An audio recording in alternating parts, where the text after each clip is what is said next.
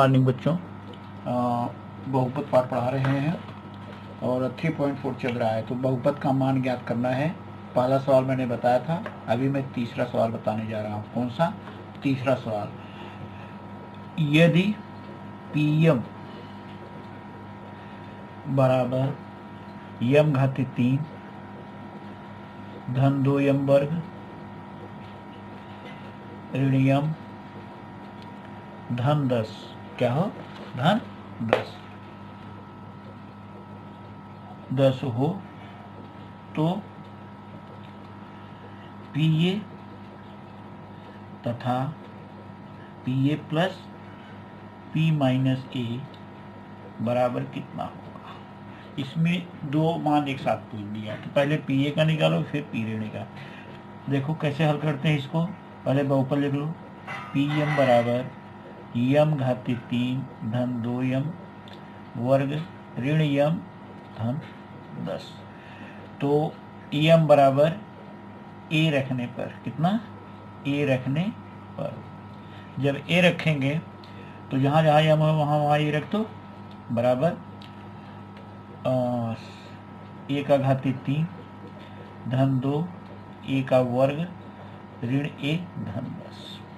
तो हो जाएगा ए घाती 3 धन 2 ए वर्ग ऋण ए धन 10, यानी पी ए बराबर ये होगा। इसको कथन नंबर 1 मान लो, समीकरण नंबर 1। अब पुनः ए बराबर क्या रखेंगे? यम बराबर ऋण ए रखने पर, क्योंकि पी ऋण ए है ना, तो जहां जहां यम वहां ऋण ए रखने का। ऋण ए का घाती 3 धन 2 ऋण ए का वर्ग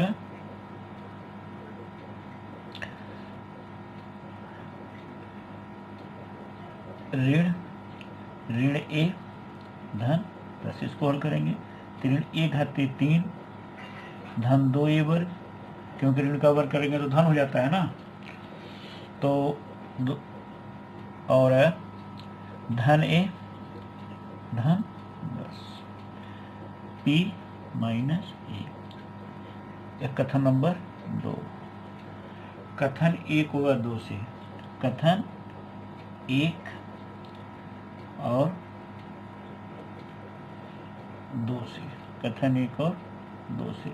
ध्यान दीजिए क्या करेंगे कि पी धन, क्योंकि P A plus P minus A, करना क्या है? पी ए के वैल्यू जो दिया गया कथन में उसको रखो। ए घाते 3 धन 2 ए वर्ग ऋण ए धन 10। इसको कोष्टक ले लो। फिर क्या दिया है? धन पी ऋण ए की वैल्यू ये दी गई है कथन 2 में, ऋण ए घाते 3 धन 2 ए वर्ग धन ए धन 10। एक कोष्टक में रखेंगे तो हो जाएगा ए घाती 3 धन 2 ए वर्ग ऋण ए धन 10 ऋण ए घाती 3 धन 2 ए वर्ग धन ए धन 10। ये हो गया। अब इसमें कुछ पद कट जाएगा, जैसे ए घाती 3 ऋण ए घाती 3 से कैंसिल हो, क्योंकि समान पद विपरीत कैंसिल होता है, और ऋण ए धन ए कट जाएगा, तो आएगा उत्तर 4a 2a वर्ग धन 2a वर्ग और धन 10 तो 2 2 4a वर्ग हो जाएगा और धन 20। ये इसका उत्तर हो गया। पी ए धन पी ऋण का जो मान आएगा यही इसका उत्तर हो जाता है। इस तरह से ये सवाल क्लियर हो गया। 4 दिया, एक बताया था, एक बता दिया, इसको आप लगा लीजिए। इसके बाद आता है शेषफल प्रमेय और गुणनखंड प्रमेय। 2 है। क्या है? शेषफल प्रमेय और गुणनखंड प्रमेय। तो इसमें जो है पहले दिया है शेषफल प्रमेय क्वेश्चन नंबर देखिए, इसमें अब बता देते हैं एक्सरसाइज 3.5 होगा। कौन सा एक्सरसाइज 3.5? एक्सरसाइज 3.5 का है। इसको जो हमको बताना है, इसमें आएगा शेषफल प्रमेय और गुणनखंड प्रमेय। तो पहला सवाल इसमें ध्यान दीजिएगा, क्वेश्चन 10वां 11वां 12वां 13वां कट है, यह परीक्षा में नहीं आएगा, ये मैं आपको बता देता हूँ, ये चीज़ का ध्यान रखिएगा, यह नहीं आएगा। और क्वेश्चन नंबर 1 से लेकर के 9 तक सॉल्व करना है।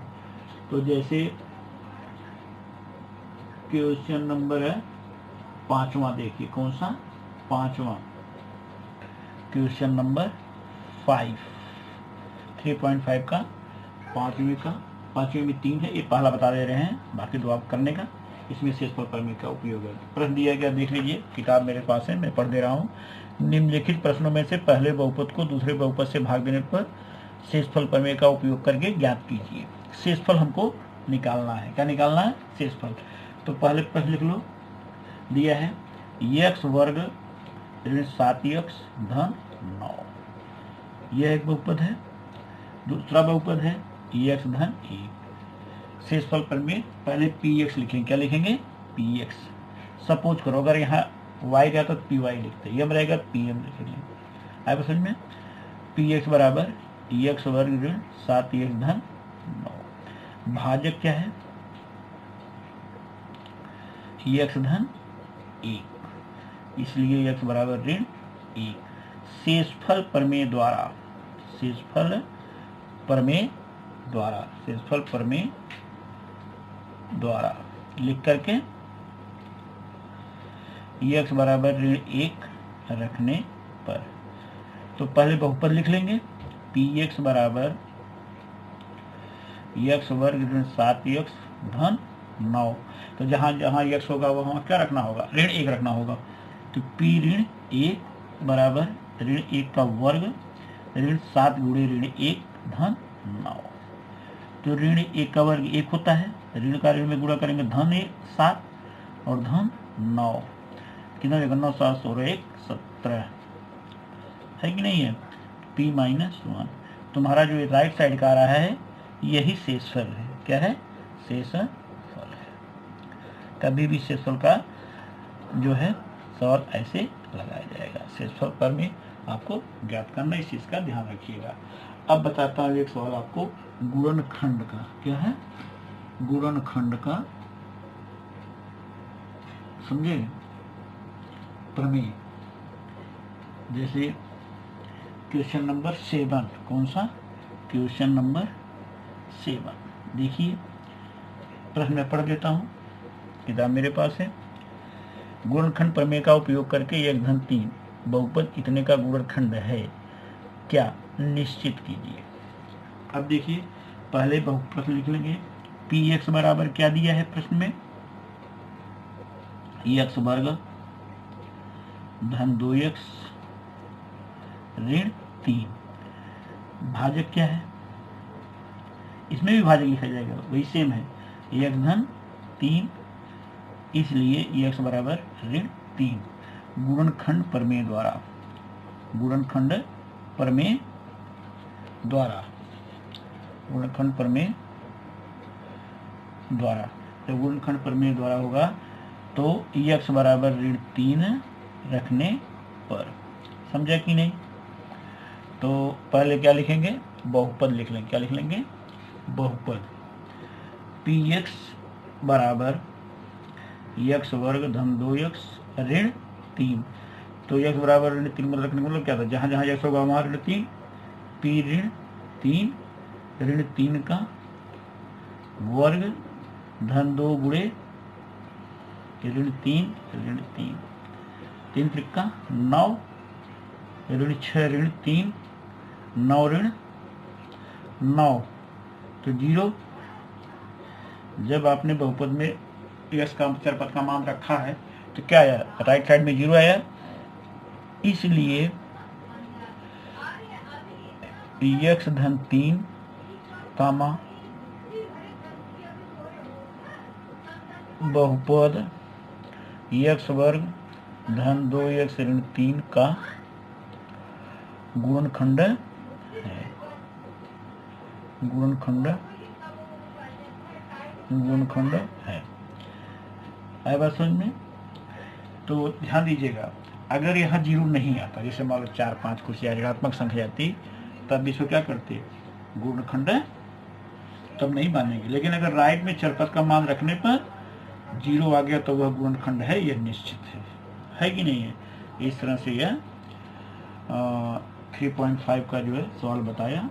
और बाकी इसमें से सवाल आप जो एक ही टाइप के मैंने बता दिया, 2 सवाल बताया, आप दोनों लगाइएगा और वीडियो देख करके सब्सक्राइब करिएगा, लाइक कर दीजिएगा। और जो सवाल नहीं आता आप इसको पूछिएगा, पूछना का काम तुम्हारा, अगर नहीं पूछोगे मैं नहीं बता पाऊंगा।